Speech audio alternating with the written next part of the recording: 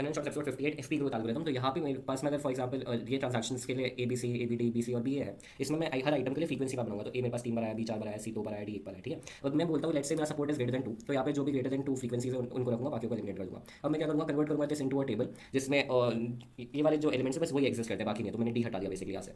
Okay, मैंने यहाँ पे एक और एलिमेंट अब मैं इसके लिए ट्री बनाऊंगा। तो ट्री कैसे बनाऊंगा, ए बी सी है तो ए बी सी सबकी फ्रीक्वेंसी कर दो 0 0 1 1 1। उसके बाद में ए बी आया तो ए बी की फ्रीक्वेंसी काट के 2 कर दी। उसके बाद में बी सी आया तो बी सी की फ्रीक्वेंसी काट के 3 और 2 कर दी। अब यहाँ पे बी आया तो बी ए की फ्रीक्वेंसी यहाँ पे 2 को काट के वापस 3 कर दिया। और यहाँ पे ए फिर से मेरे को ऐड करना है, तो यहाँ पे रुको एक सेकंड। बी की फ्रीक्वेंसी फिर से काटी मैंने, यहाँ पे 3 हो गई और बी की यहाँ पे 4 हो गई, सॉरी। तो बी को काटा, यहाँ पे 4 बना दिया और यहाँ पे ए की फ्रीक्वेंसी 1 कर दी। ओके, अब मेरे पास में एक नया ट्री आएगा क्योंकि बी और ए जो है ये वाला जो लिंक है ये ऑलरेडी नहीं था, तो इसके लिए मैंने एक नया ट्री ऐड किया। ओके, अब मैं यहाँ पे क्या करूँगा, apply B F S on paths for each node. तो मेरे पास में ए का पाथ आ जाएगा, बी का पाथ आ जाएगा, सी का पाथ आ जाएगा और इसमें वैल्यू क्या डालूंगा, मैं ए की वैल्यू डालूंगा। तो ए की वैल्यू यहाँ पे 1 थी जिसके लिए पाथ ए भी आया, तो यहाँ पे वैल्यू 1 आ जाएगी, ठीक है।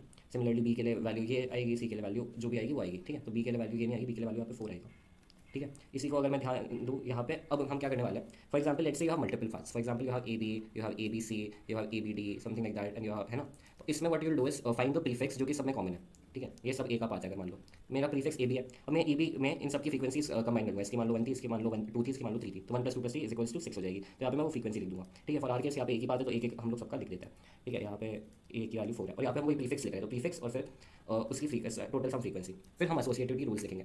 अब मेरे पास में ए बी ए है जो कि मेरे को 1 देता है, ए बी है जो कि मेरे को 4 दे रहा है, और ए बी सी है जो कि मेरे को 2 देता है। तो ए बी ए को मैं A B A comma B comma A comma 1 लिख सकता हूँ, कोलन 1 लिख सकता हूँ, ए कोलन 1 लिख सकता हूँ, बी कोलन 1 लिख सकता हूँ। सिमिलरली मैं इसको भी एक्सपैंड करूँगा and that's pretty much it.